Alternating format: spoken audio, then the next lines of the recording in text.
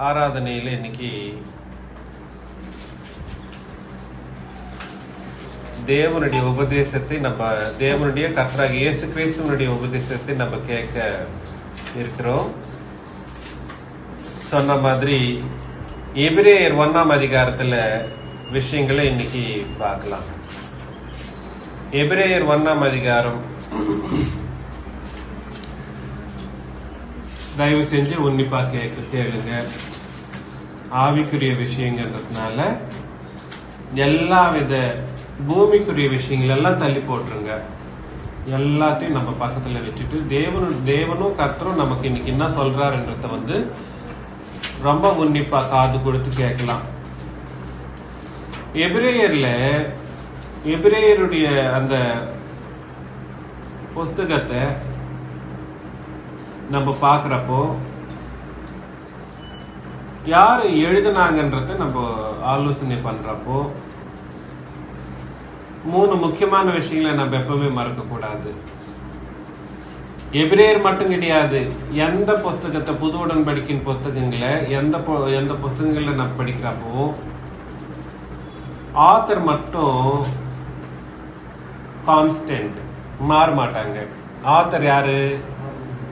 பிதாவாகிய தேவன், கர்த்தராகிய இயேசு கிறிஸ்து, பரிசுத்த ஆவியானவர். ஆத்தர் என்றவர் ஆசிரியர்.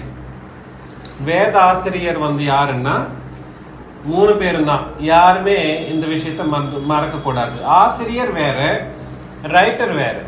Author is different then writer. புரியுதுங்களா நான் சொல்றது? ஆத்தர்ன்றது யாருன்னா சகல அதிகாரமும், அந்த புக்கினுடைய சகல அதிகாரமும் இந்த 3 சேர்ந்தது. ரைட்டர் என்ன யாரு? இந்த 3 என்ன சொல்றாங்களோ அதை எழுத்தாளி மட்டும் யாருன்னா எழுத்தாளி. ஆசிரியர் ஓனரு, எழுத்தாளின்றது யாரு? ஓனர் என்ன சொன்னா அது எழுதுறது. புரியுதுங்களா நான் சொல்றது?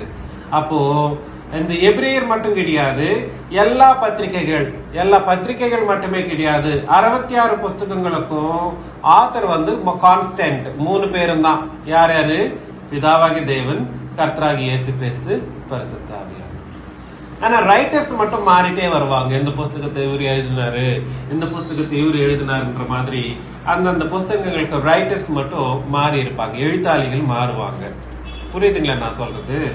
அதனால இதுல பிரத்யேகமா இந்த எபிரேயர் புஸ்தகத்தை எப்படி பார்க்கணும்னா, நிறைய பேரு கிறிஸ்துவின் சபையில இருக்கிறவங்க என்ன சொல்லுவாங்கன்னா, லூக்கா எழுதினாரு. யார் எழுதினாரு? லூக்கா எழுதினாரு சொல்லிட்டு வாங்க.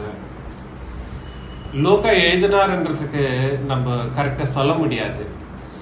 ஒருவேளை லூக்காவே எழுதினாருன்னாலும் லூக்காவுக்கு இந்த எபிரேயர் புத்தகத்தை எழுதக்கூடிய ஞானம் லூக்காவுக்கு இல்லை. ஆக்சுவலி சொல்ல போனா அப்படின்னா ரைட்டரா எழுதக்கூடிய ஞானம் அவருக்கு இல்லை. நீங்க அந்த எபிரேயர் புஸ்தகத்தை எழுத்தாளி யாருன்னு மேல பாத்தீங்கன்னா பவுல் எழுதினார்ன்ற ஒரு வார்த்தையோட அங்க எழுதப்பட்டிருக்கும். மேல அப்படிதான் இருக்கா? பவுல் பொதுவான நிருப்பமா இல்ல மேல பவுல் எழுதினன்ற ஒரு வார்த்தை இல்லையா பைபிள்ல? தெலுங்குல அப்படி எழுதி வச்சிருக்கு. பவுல் எழுதின எபிரேயர் புத்தகம் என்ற மாதிரி எழுதி வச்சிருக்கோம். அதனால நான் என்ன சொல்ல வரேன்னா, பவுல் அதுக்கு ரைட்டர். யாரு ரைட்டரு? பவுல் ரைட்டரு. ஆனா பவுல் என்ன சொன்னாரோ அதை எழுத்தாளி யாருன்னா லூக்கா. இது இங்க புரிஞ்சுக்கங்க. இது இருக்கா அந்த இது மேல?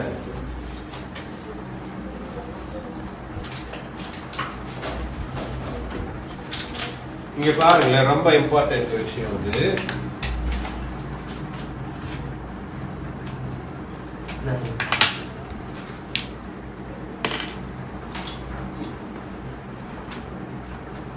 ஆத்தர்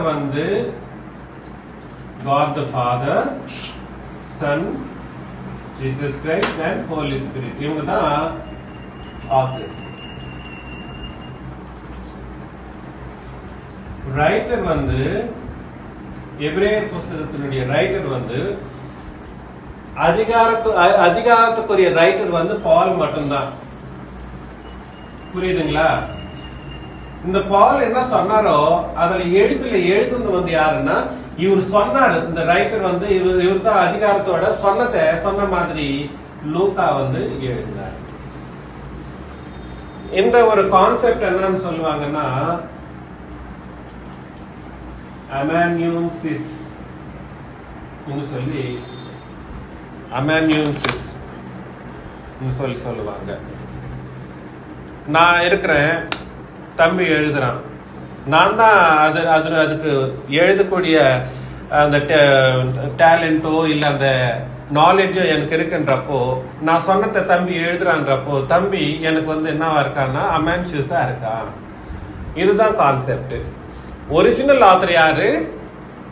பிதா, குமாரன், பரிசுத்த ஆவியானவர். ரைட்டர்ஸ் வந்து மாறிட்டே இருப்பாங்க. இவங்க என்ன சொன்னா அதை இவங்க ரைட்டர்ஸ் வந்து எழுதுவாங்க.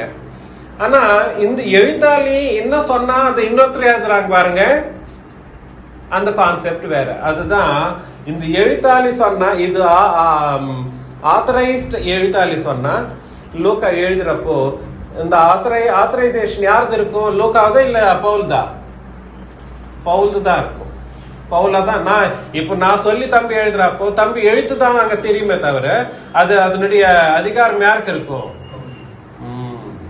அது அதனால லூக்கா எழுதியிருந்தாலும் கூட சரி, அதனுடைய ஆசிரிய தத்துவம் பிதாவாகிய தேவன் தான் இருந்தாலும் சரி, பவுலானோரால அது என்ன பண்ணப்பட்டதுன்னா எழுதப்பட்டதுன்ற ஒரு கான்செப்ட் தான் இதனுடைய கான்செப்ட். இந்த ஒரு புஸ்தகம் மட்டும்தான் அப்படி எழுதப்பட்டிருக்கு, மீதி எதுவும் அப்படி இல்லை. புரியுதுங்களா நான் சொல்றது? யாரால எழுதப்பட்டிருக்கு? இன்னொரு வாட்டி அந்த எழுதுந்து யாருன்னு ஒரு வார்த்தையை நம்ம பார்க்கலாங்க. எபிரேயர் 13ஆம் அதிகாரத்துல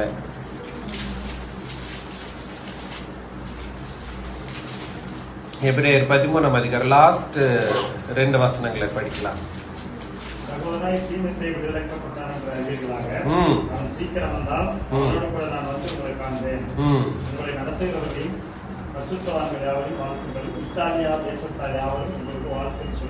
மன்னிக்கணும், 22 கூட கொஞ்சம் படிங்க.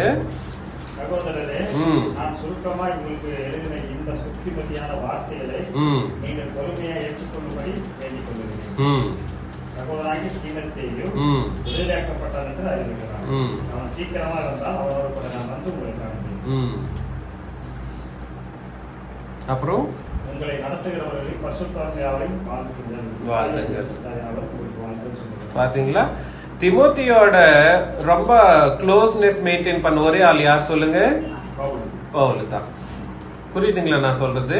அதனால இதனுடைய ஆத்தரைஸ்ட் ரைட்டர் யாருன்னா பவுல். ஆத்தரைஸ்ட் ரைட்டர் வந்து யாருன்னா பவுல்.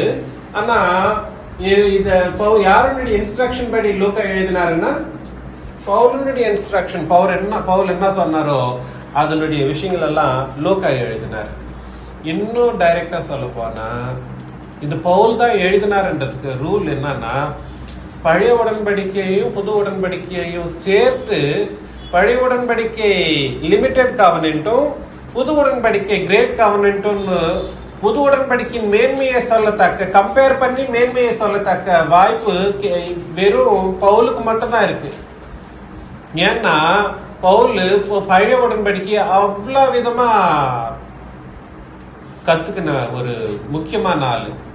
அவர் மாதிரி நியாய பிரமாணத்தை கத்துக்கின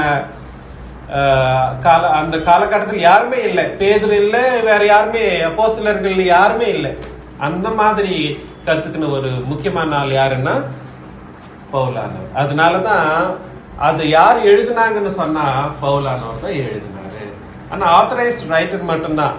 எழுத்து யாருது? லூக்கா. எழுத்து யாருது? லூக்கா. இவர் சொன்னா அவர் எழுதினாரு. அல்டிமேட்டா யாரு அதனுடைய ஆசிரியர்கள்? ஆத்தர்ஸ் யாருங்க? God the Father, Son and Holy Spirit. இது நீங்க எப்பவுமே மறக்கக்கூடாது. மீதி எல்லா புஸ்தகங்கள்லயும் ரைட்டர்ஸ் மட்டும்தான் மாறுவாங்க. அப்புறம் யார் மாற மாட்டாங்க? இந்த 3 பேரும் எல்லா புஸ்தகங்களையும் மாற மாட்டாங்க.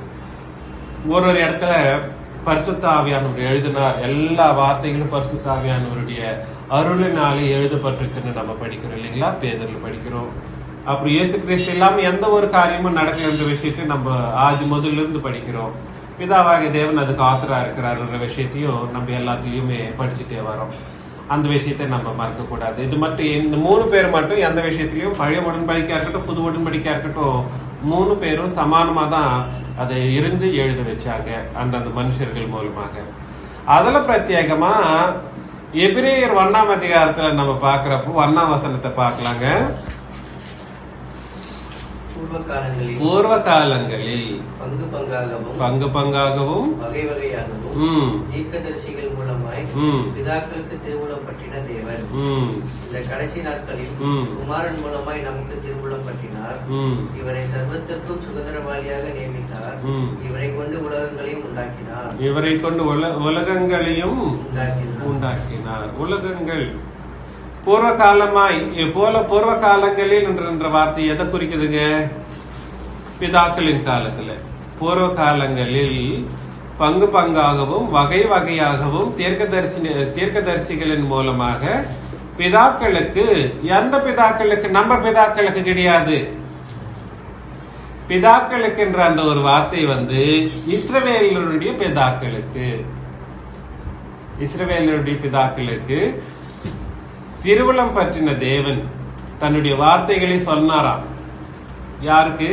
பிதாக்களுக்கு. யாரின் மூலமாய் சொன்னாராம்? தீர்க்கதரிசிகளின் மூலமாக தேவன் தம்முடைய வார்த்தைகளை சொல்லியிருந்தாராம். வகை வகையாக சொல்லுவாராம், பங்கு பங்காக சொல்லுவாராம். இந்த கடைசி நாட்களில் குமாரன் மூலமாய் நமக்கு திருவுளம் பற்றினார். கடைசி நாட்கள் என்றது எந்த கடைசி நாட்கள்? இந்த கடைசி நாட்கள்ல அப்படின்றப்போ இப்ப இருக்கிற கடைசி நாட்கள் கிடையாது. இந்த எழுதுற அந்த டைம்ல அது நியாயப்பிரமாணத்தின் கடைசி நாள். அப்பவே முடிஞ்சிருச்சு, கடைசி ஆயிருச்சு. நியாயப்பிரமாணம் முடிஞ்சு போனதுக்கு அப்புறமா தான் எழுதப்பட்டது எபிரேயர். இன்னும் கொஞ்சம் ரெக்கார்ட்ஸ் பாக்குறாங்க, ஹிஸ்டாரியன்ஸ் சொல்றாங்க எல்லா புஸ்தகங்களையும் விட முதல் எழுதுற புது உடன்படிக்கையின் புஸ்தகம் எபிரேயர் மட்டும்தான்றாங்க ஹிஸ்டாரியன்ஸ் படி. புரியுதுங்களா நான் சொல்றது? ஆனா அது நம்ம தேவையில்லை. எப்படி இருந்தாலும் ஒன்றும் பரவாயில்ல, உடன்படிக்கையே நம்ம கிட்ட இருக்கின்றதுனால டைமிங்ஸ் எல்லாம் நம்மளுக்கு தேவையில்லாத ஒரு விஷயம். புரியுதுங்களா நான் சொல்றது? ஆனா முதல்ல எழுதின புஸ்தகம்னு எபிரேயரை கொஞ்சம் பேர் சொல்றாங்க. ஏன்னா அந்த வசனத்தினால, எந்த வசனத்தினால? இந்த கடைசி நாட்களில் குமாரன் மூலமாக நமக்கு திருவிழம் பண்ணினார். நமக்குன்றது சபை கிடையாது, தயவு செஞ்சு புரிஞ்சுக்குங்க. அங்க சொல்ற அந்த நமக்குன்ற ஒரு வார்த்தை குமாரன் மூலமா நமக்கு திருவிழம் பண்ணினாருன்னா தேவனுடைய தன்னுடைய வார்த்தைகளை இயேசு கிறிஸ்துவின் மூலமாக கடைசி காலத்தில் இருந்த அந்த இஸ்ரவேலருக்கு கடைசி எந்த கடைசி காலம்? இஸ்ரவேலரின் கடைசி காலத்துல. புரியுதுங்களா நான் சொல்றது? இஸ்ரவேலின் கடைசி காலம், கடைசி 33 வருஷத்துல 3 வருஷமா 33 வருஷத்துல லாஸ்ட் 3 வருஷத்துல மட்டும்தான் இயேசு கிறிஸ்துவின் மூலமாக தன்னுடைய வார்த்தைகளை தேவனானவர் சொன்னாராம். புரியுதுங்களா நான் சொல்றது? அவருடைய வார்த்தைகளை தேவனானவர் சொன்னார். இவரை சர்வத்துக்கும் சுதந்திரவாளியாக, சுதந்திரவாளின்னா என்னன்ற அர்த்தம்? இவரை சர்வத்திற்கும் சுதந்திரவாளி அப்படின்னா என்னன்னு அர்த்தங்க? தன்னுடைய ஒரே குமாரனை எல்லா ஆஸ்தி மேலையும் இவர் மட்டும்தான் அதிகாரி. சர்வத்திற்கும் சுதந்திரவாளி நியமித்தார். இவரை கொண்டு உலகங்களையும் உண்டாக்கினார். உலகங்களை உண்டாக்கினார் என்ற வார்த்தைக்கு அர்த்தம் சொல்லுங்க. உலகங்கள், உலகத்தை உண்டாக்கினார்னா போயிருந்திருக்கும். உலகங்கள் என்று சொல்ற ஒரு வார்த்தை இந்த பூமியை மட்டும் கிடையாது, இயேசு கிறிஸ்துவை கொண்டு பிதாவாகிய தேவன் உலகங்களை உண்டாக்கினாராம். உலகங்கள் என்ற ஒரு வார்த்தை ஏஜஸ் என்று சொல்ல இருக்குல்ல, இங்கிலீஷ்ல ஏஜஸ் என்ற ஒரு வார்த்தை, நாட் த வேர்ல்ட்ஸ் என்ற உலகங்களே என்று சொல்லக்கூடிய வார்த்தையை யூஸ் பண்ணியிருந்தாலும் டைம் இருக்கக்கூடிய எந்த உலகத்தையும் இயேசு கிறிஸ்துவே உண்டாக்கினார் என்ற ஒரு வார்த்தையை நம்ம பார்க்கிறோம். Age is time. யுகங்களை உண்டாக்கினார் என்ற ஒரு வார்த்தையா, அதனுடைய உலகங்கள் இஸ் ஈக்குவல் டு யுகங்களா உண்டாக்கினார் என்ற ஒரு வார்த்தையை நம்ம பார்க்கிறோம். அப்படின்னா நான் அர்த்தம் சொல்லுங்க. இப்ப சூரியன் இருக்கான். சூரியன் அது ஒரு உலகம். அந்த உலகத்துல என்ன இருக்கு? மனுஷர்கள் இல்லைன்னாலும் வெப்பம் மட்டும் இருக்கு இல்லைங்களா? எப்ப பார்த்தாலும் ஹீலியம் என்னவாயிட்டு இருக்கும்? ஹைட்ரோஜன், ஹீலியம் எல்லாம் அது எரிஞ்சிட்டே இருக்கும். கிட்டத்தட்ட 6000 கிலோமீட்டர் 6000 டிகிரி செல்சியஸ் வெப்பம் அதுல இருக்கும். 6000 டிகிரி செல்சியஸ் வெப்பம்னா நம்மளால ஊகிக்க கூட ஊகிக்க முடியாது, அவ்வளவு வெப்பம் இருக்கும். அது யாரால உண்டாக்கப்பட்டதாம்? இயேசு கிறிஸ்து. பிதாவாகிய தேவன் இயேசு கிறிஸ்துவை கொண்டு அதை உண்டாக்கினார், அந்த உலகத்தை உண்டாக்கினார். அந்த உலகம் எப்படி இருக்கு, அதனுடைய தன்மை எப்படி இருக்குன்றத நம்ம ஒரு வாட்டி யோசனை பண்ணா இயேசு கிறிஸ்து எவ்வளவு பெரிய வல்லமை உள்ளவர் என்றது நம்மளுக்கு புரிஞ்சு வரும். அதை சுத்தி பூமி திரும்புதான். சூரியனை சுத்தி பூமி சுத்துது. பூமி எத்தனை ஸ்பீட்ல சுத்துது தெரியுங்களா? 1500 கிலோமீட்டர் பர் ஹவர் ஸ்பீட்ல சுத்துது. எவ்வளவு ஸ்பீடு? 1500 கிலோமீட்டர்ஸ் பர் ஹவர் ஸ்பீட்ல சூரியனை சுத்தி வருது பூமி. இவ்வளவு பெரிய பூமி ஒரு ஹவர்ல 1500 கிலோமீட்டர் போகுதுன்னா எவ்வளவு ஒரு பவர்ஃபுல்லா இருக்கணும், எவ்வளவு பவர் இருக்கணும் இல்லைங்களா? ஒரு வாட்டி நினைச்சு பாருங்களேன். ஒரு 1 ஹவர்ல 1500 கிலோமீட்டர் ஸ்பீட்ல போற நம்மளே ஏதாவது உண்டாக்க முடிஞ்சுச்சா? இன்னைக்கு வரைக்கும் அந்த மாதிரி யாருமே எதுவுமே உண்டாக்க முடியல. 1500 கிலோமீட்டர் பர் ஹவர் ஸ்பீட்ல பூமி சுத்துது. யார சுத்துது? சூரியனை சுத்துது. ஆனா அப்படியே சுத்துதானே? இல்ல, தன்னைத்தானே சுத்திட்டே சுத்துது. திருப்பி எப்படி? தன்னைத்தானே சுத்துது, அப்படியே பூமியை சூரியனை சுத்திட்டு வருது. எவ்வளவு ஸ்பீட்ல? என்ன ஒரு ஆச்சரியம்! அது யாரு சிருஷ்டித்தது? அந்த உலகத்தை யார் சிருஷ்டித்தது? பூமி என்ற உலகத்தை யார் சிருஷ்டித்தது? இயேசு கிறிஸ்து. இன்னும் விசித்திரமா சொல்ல போனா இந்த பூமியையே சுத்தி வருது இன்னொரு கிரகம். அது என்னது? மூன், சந்திரன். சந்திரன் இப்போ சூரியன் இங்க இருக்கு, சூரியனை சுத்தி பூமி இருக்கு. இது சூரியனை சுத்தி வருது, இதை சுத்தி சந்திரன் சுத்துது. இதை சுத்தின்னு வருது. இது பூமியை சுத்தி, பூமி சுத்துறப்போ பூமியை கூடவே இதுவும் சுத்துது. சூரியனை பூமியையும் சுத்துது, தன்னைத்தானே சுத்துது. இது பூமியும் தன்னைத்தானே சுத்துது, சந்திரனும் தன்னைத்தானே சுத்துது. சந்திரனும் தன்னைத்தானே சுத்தி பூமியை சுத்துறப்போ சந்திரனும் சூரியனை சுத்துது. என்ன இது ஆச்சரியமான ஒரு விஷயம்! அதனாலதான் யுகங்கள் என்ற ஒரு வார்த்தை இல்லைங்களா? காலங்களை சிருஷ்டிக்கிற விதம் அதுதான். தன்னைத்தானே சுத்திட்டு இதை சுத்துறப்போ ஒரு சைக்கிளுக்கு எத்தனை நாள் ஆகுது? 24 hours ஆகுது, 365 days ஆகுது, 30 நாள் ஆகுது இல்லைங்களா? அந்த மாதிரி யுகங்களை சிருஷ்டித்தவர் யாரு? இயேசு கிறிஸ்து. இவரை கொண்டு யுகங்களை சிருஷ்டித்தார். ஆமா, நான் நினைச்சிட்டு இருக்கிற இயேசு கிறிஸ்து நீ அவரு சிருஷ்டி கர்த்தா. சிருஷ்டிக்கு கர்த்தர் யாரு? இயேசு கிறிஸ்து. இவரை கொண்டு பிதாவாகிய தேவன் சிருஷ்டித்தார் என்றப்போ தேவனுடைய எல்லா சிருஷ்டிக்கும் சுதந்திரவாளியாய் இயேசு கிறிஸ்து வைக்க வேண்டிய சூழ்நிலை அங்க இருக்கு. அதனால நான் என்ன சொல்ல வரேன்னா, இயேசு கிறிஸ்து எந்த விதத்திலையும் பிதாவாகிய தேவனுக்கு குறைவா யோசனை பண்றதுக்கே கிடையாது. ரொம்ப முக்கியமான வசனம், நெக்ஸ்ட் வசனம். இது ஓகே, இதெல்லாம் சிருஷ்டியின் விஷயங்க தான். ஆனா முக்கியமான விஷயத்த 3ஆம் வசனத்துல இருந்து நம்ம படிக்கலாங்க. இவர் அவருடைய மகிமையின் பிரகாசம். இவர் யாரு? இயேசு கிறிஸ்து என்கிற இவர் அவருடைய மகிமையின் பிரகாசமும். யாருடைய மகிமையின் பிரகாசம்? இங்க பாருங்களேன், பிதாவாகிய தேவன் இருக்காரு இல்லைங்களா?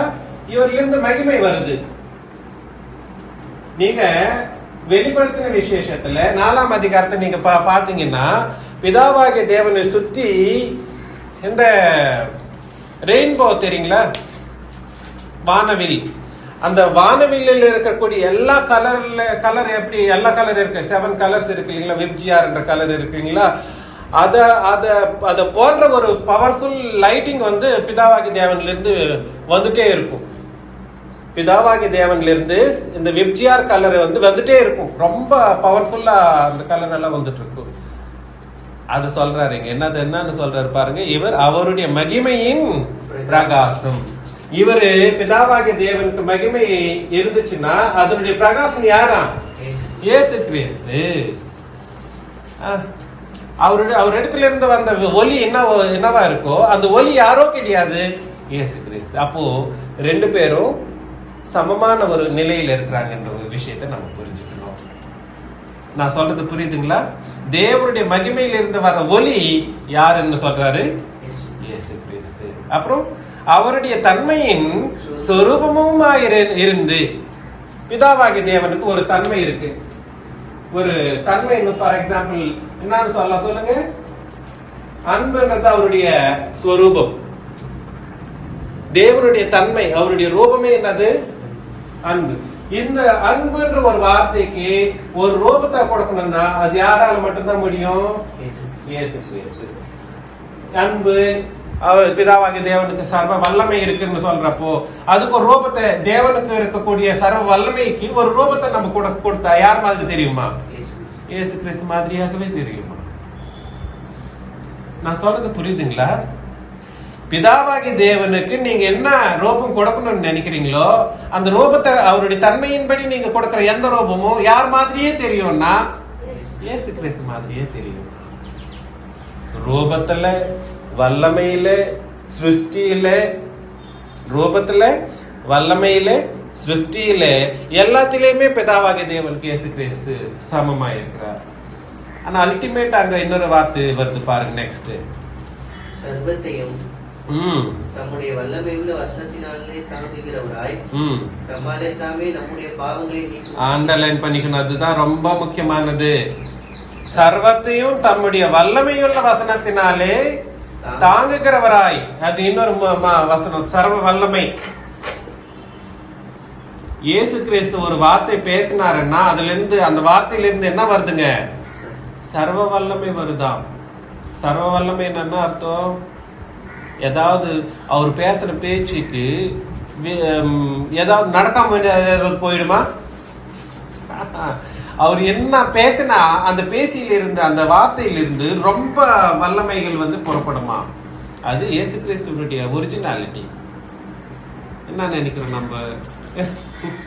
அவர் பூமி மேல வந்தாரு, அவர் எப்ப பார்த்தாலும் பிதாவாகிய தேவனுக்கு குறைவாதா இருக்கிறாரு என்ற மாதிரி தான் இன்னைக்கு உலகம் பேசுது. புது உடன்படிக்கை என்னைக்குமே இயேசு கிறிஸ்துவ அப்படி பேசலைங்க. தயவு செஞ்சு புரிஞ்சுக்கோங்க. இயேசு கிறிஸ்துவை குறைவான, அதனால தான் நான் சொல்றேன், நம்ம ஜெபம் பண்றப்போ இயேசு கிறிஸ்துவுக்கும் பிதாவாகிய தேவனுக்கும் முன்னாடி நம்ம ரொம்ப தாய்ந்து நம்ம ஜெபம் பண்ணி கேட்கிறப்போ ஒரு வார்த்தை, ஒரு விஷயம் எங்களுக்காக நல்ல வார்த்தையை சொல்லுங்க, நான் அவங்களை நம்ம வேண்டிக்கிறப்போ அந்த வார்த்தை ஒண்ணு வந்தா போதுங்க. நம்மளுக்கு எவ்வளவு வல்லமையான காரியங்கள் நம்ம வாழ்க்கையில நடக்குமோ உங்களுக்கு தெரியவே தெரியாது. அதுதான் நான் கேட்கிறேன். நம்மளுக்கு அவ்வளவு விசுவாசமே இல்லை. நான் சொல்ல போனா அவர்ல இருந்து ஒரு வார்த்தை வந்தா போதும், அது எவ்வளவு பவர்ஃபுல் வார்த்தைன்றது நம்மளுக்கு தெரியாம போயிடுது. போதும். ஆனா நம்ம கேட்கிற விதத்தில் கேட்கறது இல்லை, நம்ம தாழ்மையோடு கேட்கறதே இல்லை, அதிகாரத்தோடு கேட்கிற மாதிரி இருக்கும்.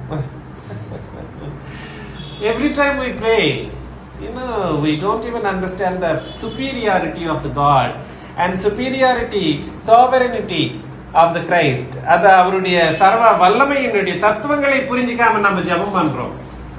அவங்களுடைய ரூபங்கள் அதை பார்க்கிறப்போ ஒரு வாட்டி பார்க்கலாம் பாருங்களேன். யோவான் இயேசு கிறிஸ்துவனுடைய ரூபத்தையோ பிதாவாகிய தேவனுடைய ரூபத்தையோ பார்க்கிறப்போ அவருடைய பரிஸ்திதி எப்படி மாறிடுது பாருங்களேன். வெளிப்படுத்தின விசேஷத்துல 1ஆம் அதிகாரத்துல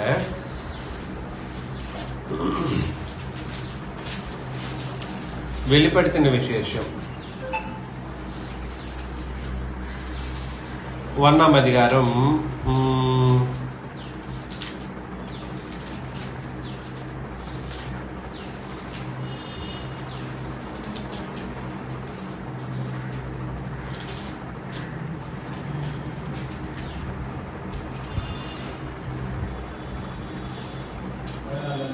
அவருடைய சிரசும் மயிரும் அல்லவா? படிங்க 14-17 வரைக்கும் படிக்கலாம். அவருடைய சிரசும் மயிரும் பண்பை போலவும் உறைந்த மலையை போலவும் வெண்மையா இருந்தது. அவருடைய கண்கள் அக்கினி ஜுவாலையை போல இருந்தது. இயேசு கிறிஸ்துவ பத்தி பேசுறாங்க. அது தயவு செஞ்சு புரிஞ்சுக்குங்க. அவருடைய கண்கள் எப்படி இருந்துச்சா? அக்கினி ஜுவாலையை போல இருந்துச்சா? அவருடைய பாதங்கள் உரைக்களத்தில் காய்ந்த பிரகாசமான வெண்கலம் போல இருந்தது. அவருடைய சத்தம் பெரும் வெள்ளத்தில் இறைச்சலை போல இருந்தது. அவர் வலது கரத்திலே 7 நட்சத்திரங்களை ஏந்தி கொண்டிருந்தார். 7 நட்சத்திரங்கள் என்றது சபையை குறிக்குது. அவர் வாயிலிருந்து இருவரும் கற்குள்ள பட்டை புறப்பட்டது. அவருடைய முகம் வல்லமையாய் பிரகாசிக்கிற சூரியனை போல இருந்தது. நான் அவரை கண்டபோது, பாருங்களேன், நான் என்றது யாரு? யோவான். நான் அவரை கண்டபோது செத்தவனை போல அவருடைய பாதத்திலே எப்படி ஆயிடுச்சு அவனுடைய சிச்சுவேஷன். ஆக்சுவலி சொல்ல போனா நிஜமாகவே யோவான் பார்க்கல. எந்த விதத்துல பாக்குறாரு யோவான்? ஆவியினால ஏவப்பட்டவனாய் பரலோகத்துல போயிட்டு பார்த்துட்டு இருக்கிறான்.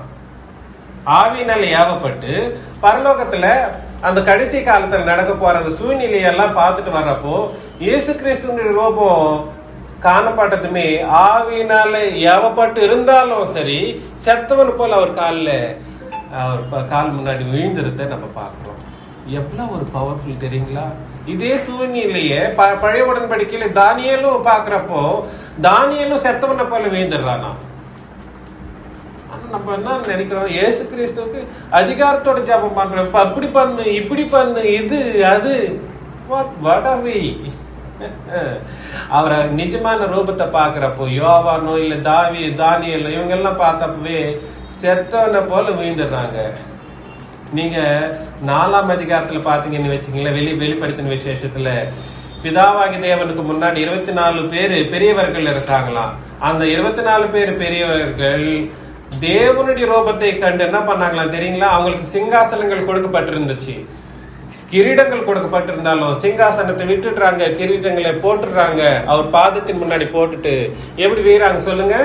குப்புரவா விழுந்து அவரை தொழுது கொள்றாங்க. பிதாவாகி தேவனை குப்புரவா, முகம் குப்புரவா விழுந்து, நாங்க ஒண்ணுமே இல்லை, சிங்காசனம் எங்களுக்கு எதுக்கு, கிரீடம் எங்களுக்கு எதுக்கு, உங்க முன்னாடி உட்காரத்து கூட எங்களுக்கு தகுதி இல்லாத ஜனங்களை நாங்க இருக்கிறோமேன்னு சொல்லிட்டு சிங்காசனத்தையும் கிரீடங்களையும் அவருக்கு முன்னாடி போட்டுட்டு பிதாவாகி தேவனுக்கு முன்னாடி. Same is the situation that happens in front of Christ as well. இயேசு கிறிஸ்துவுக்கு முன்னாடியும் அப்படிதான் நடக்குது. நான் என்ன சொல்ல வரேன்னா, தேவத்துவத்தின் ரூபங்களை நம்ம அந்த கண்ணால பார்க்க முடியாது. மனக்கண்களால நம்ம பாக்குறப்போ, இந்த விஷயங்களை நம்ம கத்துக்கிறப்போ அவங்களுடைய சர்வ வல்லமையுள்ள அந்த நிலையை நம்ம யோசனை பண்ணிட்டு, அவங்க எப்பேற்பட்டவர்கள் என்றதை நம்ம புரிஞ்சுட்டு, நம்ம எவ்வளவு தாழ்ந்து இருக்கணுமோ அவங்களுக்கு முன்னாடி அவருடைய வார்த்தைகளை கேட்கிறப்போ அந்த வார்த்தைகளுக்கு ரொம்ப வல்லமை உள்ளதுன்ற ஒரு விஷயங்களையும் நம்ம பார்த்து நம்ம நடந்துக்கணும். கொஞ்சம் கூட பயம் இல்லாம இருப்போம். We won't even show the fear. கொஞ்சம் கூட பயமே இருக்காது. எப்படியோ பேசிடுவோம், உபதேசங்களை அலட்சியமா கேட்டுட்டு இருப்போம். இது இந்த மாதிரி இருக்கக்கூடிய தேவனுடைய ஒரு விஷயங்களையோ இயேசு கிறிஸ்துவனுடைய தத்துவங்களையோ நம்ம ஆராய்ந்து பார்த்துட்டு இருக்கிற ஒரு விஷயத்த அவ்வளவு சீரியஸா நம்ம எடுத்துக்கிறது கிடையாது மோஸ்ட் ஆஃப் த டைம்ஸ். அதனால நான் சொல்றேன், நம்ம எவ்வளவு ஜாக்கிரதை உள்ளவர்களா இருக்கணுமோ அவ்வளவு ஜாக்கிரதையா உள்ளவர்களா இருக்க வேண்டியதா இருக்கு. ஏன்னா நீங்க ஆராதிக்கிற தேவன் பிதாவாகிய தேவனா இருக்கட்டும், நீங்க ஆராதிக்கிற இயேசு கிறிஸ்து நீங்க நினைக்கிற மாதிரி நம்ம ஊகியத்துக்கு எட்டுற மாதிரி கூட இருக்க முடியாது. அவங்களுடைய சூழ்நிலை, அவங்களுடைய மகா மேன்மையின் ஸ்வரூபங்கள். புரியுதா நான் சொல்றது? இன்னொரு வாட்டி படிக்கலாம். 3ஆம் வசனம் 1:3 எபிரேயர். இவர் அவருடைய மகிமையின் பிரகாசமும் அவருடைய தன்மையின் சொற்பமாய் இருந்து சர்வத்தையும் தம்முடைய வல்லமையுள்ள வஸ்திரத்தினாலே தாங்குகிறவராய் தம்மாலே தாமே நம்முடைய பாவங்களை நீக்கி, அந்த மாதிரி இருக்கிற ஒரு தேவன், சர்வ வல்லமையுள்ள தேவன் இயேசு கிறிஸ்து. எந்த தேவன்? சர்வ வல்லமையுள்ள தேவன் இயேசு கிறிஸ்து தம்மாலே தாமே என்ன பிதாவாகி தேவன் அமுச்சு வச்சு வந்தாரா? இல்ல, தம்மாலே தாமே என்ன பண்ணன்ற அர்த்தம். நிறைய பேர் என்ன சொல்றாங்கன்னா, இந்த தேவனுடைய அனாதி தீர்மானம் ஒண்ணு இருக்கு இல்லைங்களா, the eternal plan of salvation சொல்லிட்டு சொல்லுவாங்க நிறைய பேர். அது தேவன் மட்டும்தான் தீர்மானம் பண்ணாரு. அவரு தீர்மானம் பண்ணதுக்கு அப்புறமா இயேசு கிறிஸ்துவ அமுச்சு வச்சாரு. அவரு அமுச்சு வச்சதுக்கு அப்புறமா அவரு போயிட்டு யார் அமுச்சு வச்சாரா? பரிசுத்த ஆவியானவரை போய் அமுச்சு வச்சார். இதுதான் பிளான்ன்ற மாதிரி சொல்லுவாங்க. அது கிடையாது. Eternal plan of salvation has been decided by all the three of the deity. பிதாவாகிய தேவனும் கர்த்தராகிய இயேசு கிறிஸ்துவும் பரிசுத்த ஆவியானவரும் மூவருமே சமமாக சேர்ந்து தான் டிசைட் பண்ணாங்க, பிளான் பண்ணாங்க. ஏன்னா எப்ப எந்த காரியம் நடக்கணும்ன்றத 3 பேரும் அந்தந்த காரியங்கள் அந்தந்த காலத்தின்படி காரியங்களை நடத்திட்டு வந்தாங்க. அதுதான் நடந்தது ஆக்சுவலி. புரியுதுங்களா நான் சொல்றது? அதனால இவ்வளவு மேன்மையுள்ள இயேசு கிறிஸ்து நம்மளுடைய பாவங்களை நிவிருத்தி செய்ய தம்மாலே தாமே வந்தாராம். இன்னொரு வாட்டி படிப்பா. தம்மாலே தாமே நம்முடைய பாவங்களை நீக்கும் சுத்திகரிப்பை உண்டு பண்ணி. அப்படின்னா நம்மளுடைய பாவங்களுக்கு சுத்திகரிப்பு வரணும்னா யாரு பூமி மேலுக்கு வர வேண்டியதா இருந்துச்சு? எப்படி பாட்டு இயேசு கிறிஸ்து. நீ நினைக்கிற இயேசு கிறிஸ்து சாதாரணமான இயேசு கிறிஸ்து கிடையாது. ஏதோ உலகங்களை சிருஷ்டித்த இயேசு கிறிஸ்து, பிதாவாகி தேவனுடைய ரூபமாய் இருக்கக்கூடிய இயேசு கிறிஸ்து, சர்வத்துக்கும் சுதந்திரவாளியான இயேசு கிறிஸ்து, சர்வத்திற்கும் மேலான சர்வ வல்லமையுள்ள இயேசு கிறிஸ்து நம்மளுடைய பாவங்களை நிவர்த்தி செய்ய, பாவங்களை நீக்கி போட, சுத்திகரிக்க. அந்த பாவங்களை சுத்திகரிக்க என்ற ஒரு வார்த்தையை பழைய உடன்படிக்கைக்கு சென்றவே சென்றாது எந்த காலத்திலையும். என்ன சொல்லுங்க? பாவங்களை சுத்திகரிக்கிற வார்த்தை பழைய உடன்படிக்கைக்கு எந்த காலத்திலையும் செல்லாது.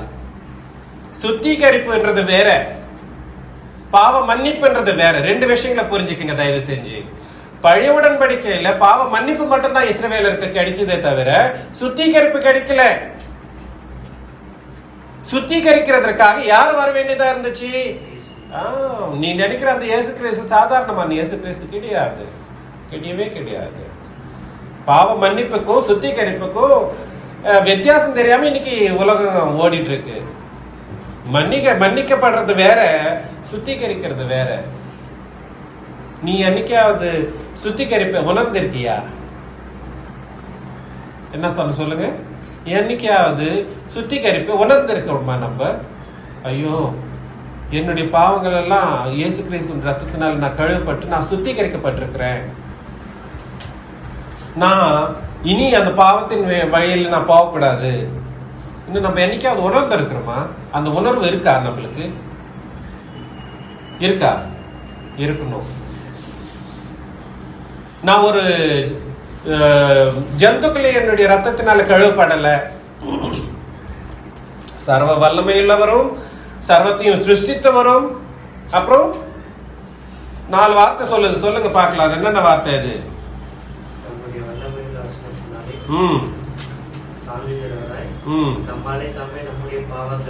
இல்லப்பா, அவருடைய குவாலிட்டிஸ பத்தி பேசுறப்போ இவர் அவருடைய மகிமை, பிதாவாகி தேவனுடைய மகிமையை,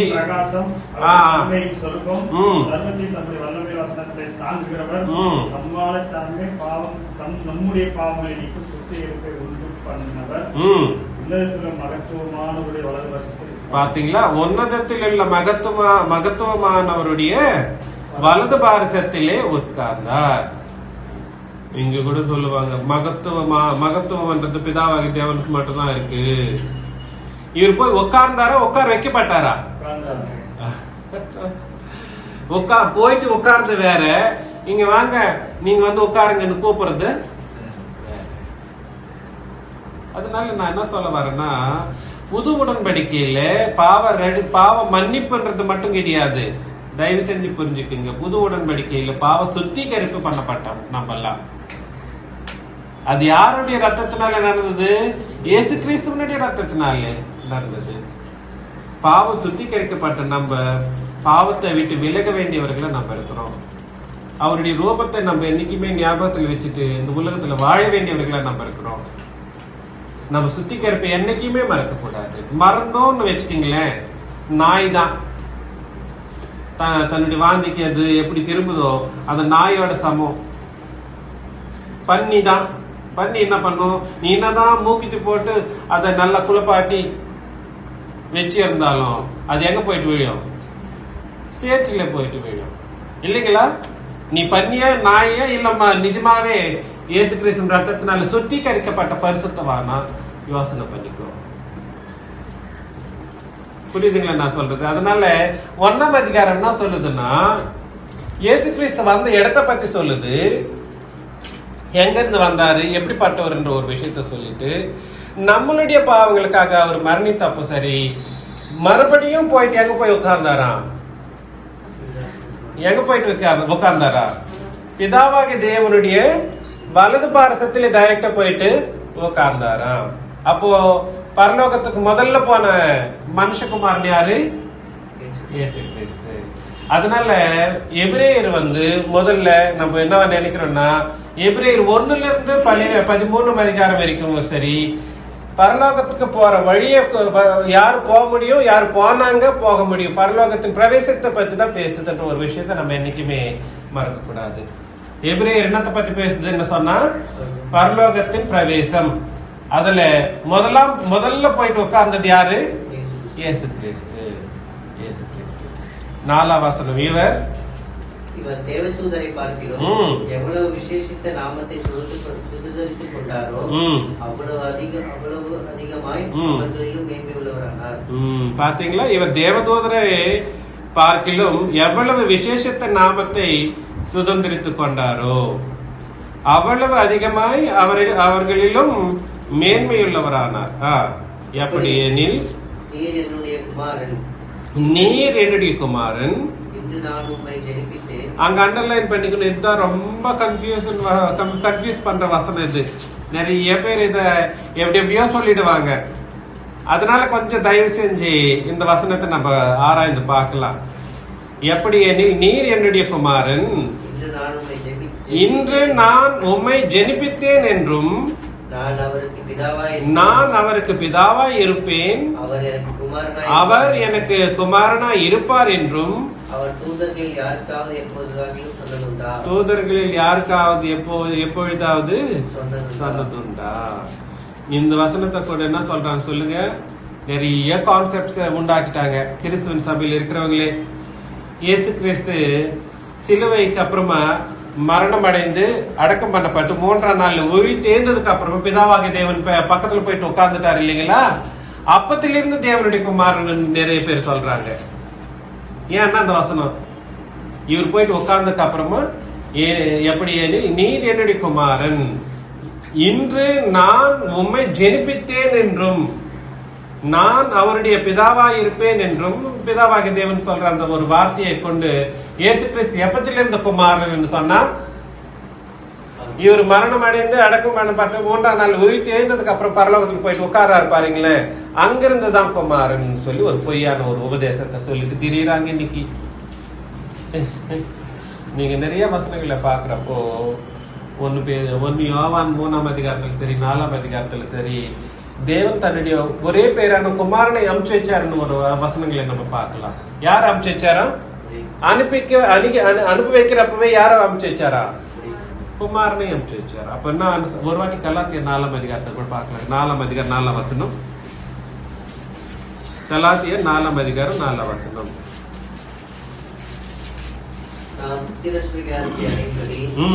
நியாயப்பிரமாணத்திற்கு கீழ்பட்டவர்களை மீட்டுக் கொள்வதற்காக காலம் நிறைவேறின போது ஸ்திரீனிடத்தில் பிறந்தவரும் நியாயப்பிரமாணத்திற்கு கீழானவருமாகிய தம்முடைய குமாரனை தேவன் அனுப்பினார். யார் அனுப்பிச்சு வச்சாரு?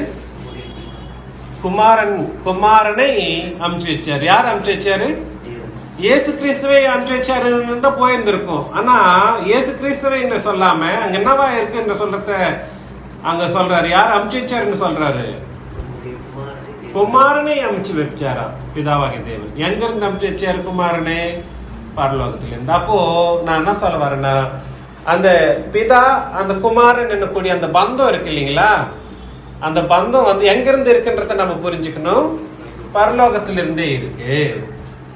பிதா குமாரன் என்ற ஒரு பந்தம் எங்க இருந்தே இருக்கு? பரலோகத்திலிருந்து இருக்கு. யாரை அனுப்பிச்சு வச்சாருன்னு பாக்குறோம்? குமாரனை அமுச்சு வச்சார். திருப்பி இயேசு கிறிஸ்து அங்க கான்செப்ட் என்ன சொல்லுங்க. இந்த ஒரு வசனத்தை சொல்லி இயேசு கிறிஸ்துவனுடைய குமாரன் ஒரு பெரிய தெலுங்குல ஒரு பெரிய கான்செப்டே இருக்கு. பெரிய பல ஆயிரம் பேர் என்ன சொல்லுவாங்கன்னா, யாரெல்லாம் இயேசு கிறிஸ்து நித்திய குமாரன்னு சொல்லிட்டா அவங்கள பாவியா பார்த்துட்டு எப்பா அவங்கள தொடக்கூட மாட்டேன்னு ஓடிடுவாங்க. அப்படியே என்னடா அவனுக்கு எங்கடா வசனம் இது? நித்தியகுமார்னு சொன்னா நாக்கு அறுத்துறன்னு சொல்லுவாங்க. நிறைய பேர் சொல்லியிருக்காங்க நாக்கையே அறுத்துருவாங்களாம். எங்கடா இருக்கு? என்னடா இது? நாக்க அறக்குறமா? அறக்குற வரைக்கும் அவ்வளவு இதுவா? அவ்வளவு கொடூரமான உபதேசங்கள் நடக்குது. உங்களுக்கு தெரியவே தெரியாது. இதெல்லாம் ரீசர்ச் பண்றப்போ இந்த ரீசர்ச் எல்லாம் நான் பண்ணிட்டு வந்ததுனாலதான் நான் இன்னைக்கு இந்த உபதேசத்தை எல்லாம் பண்றதுக்கு நான் ரெடி ஆனேன். இல்லைன்னா பண்ண எனக்கு உபதேசமும் பிடிக்காது, நான் பண்ணவும் எனக்கு இஷ்டம் இல்லை. ஆக்சுவலி சொல்ல வேண்டிய சூழ்நிலையே தேவனானவர் எனக்கு கர்த்தரானவர் எனக்கு உண்டாக்கி விட்டாங்க. அதனால நான் என்ன சொல்ல வரேன்னா, இங்க முக்கியமான விஷயத்த புரிஞ்சுக்குங்க. இயேசு கிறிஸ்து குமாரனாக தான் அமுச்சு வைக்கப்பட்டார். என்னவா அமுச்சு வைக்கப்பட்டாரு? குமாரனாக. இன்னும் ரோமர்ல இருக்கு, நிறைய வசனங்கள் இருக்கு இல்லைங்களா? ஒரு சொந்த குமாரனை அமுச்சு வச்சாருன்னு சொல்லி நம்ம பாக்குறோம். நம்மளுடைய பாவங்களுக்காக யார் அமுச்சு வச்சாரா? தன்னுடைய சொந்த குமாரனை அமுச்சு வச்சாரா? அப்போ என்னன்ற அர்த்தம்னா, இயேசு கிறிஸ்து எங்க இருந்து குமாரனா இருக்கிறாருன்ற ஒரு விஷயத்த நம்ம புரிஞ்சுக்கிறோம். பரலோகத்திலிருந்தே குமாரன். பூமி மேல வந்ததுக்கு அப்புறமும் அவர் குமாரன். அதுக்கப்புறமா பூமியில இருந்து போயிட்டு திருப்பி தேவனுடைய வலது பார்சத்துல உட்காரப்போ அவர் என்ன, பிதாவா தேவன் என்ன கூப்பிடுறாரு? ஆனா அங்க கண்டிஷன் ஒண்ணு வருது. அங்க அதுதான் அங்க கன்ஃபியூஷன் பண்ற ஒரு வார்த்தை. இன்னொரு வாட்டி படி. எப்படி எனில் நீர் என்னுடைய குமாரன், இன்று நான் உம்மை ஜெனிப்பித்தேன் என்ற ஒரு வார்த்தை இருக்கு இல்லைங்களா? அந்த ஒரு வார்த்தை ரொம்ப கன்ஃபியூஸ் பண்ற ஒரு வார்த்தை. இன்று என்று சொல்ல ஒரு வார்த்தை இருக்குல்ல, போயிட்டு உட்கார்ந்ததுக்கு அப்புறமா அன்னைக்கு பேசினாராம். என்னைக்கு இவர் போய் உட்கார்ந்து அன்னைக்கு பேசினாருன்ற மாதிரி பேசுவாங்க. இன்று என்ற ஒரு வார்த்தைக்கு அங்க அர்த்தம் இல்லை. இன்று என்ற ஒரு வார்த்தைக்கு என்ன இல்லை?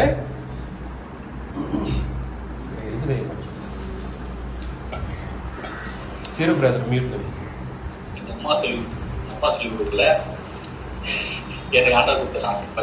தயவு செஞ்சு புரிஞ்சுக்குங்க. இன்று நான் உம்மை ஜெனிப்பித்தேன் என்றும், இன்று என்ற ஒரு வார்த்தைக்கு அர்த்தம் என்ன சொல்லுங்க? அதுக்கு ஆக்சுவலி இயேசு கிறிஸ்து நேற்றும் இன்றும் என்றும் எப்படி இருக்காராம்? ஒரு வாட்டி எபிரேயர் 13ஆம் அதிகாரத்திலையும் பார்த்துடலாம். எபிரேயர் 13ஆம் அதிகாரம்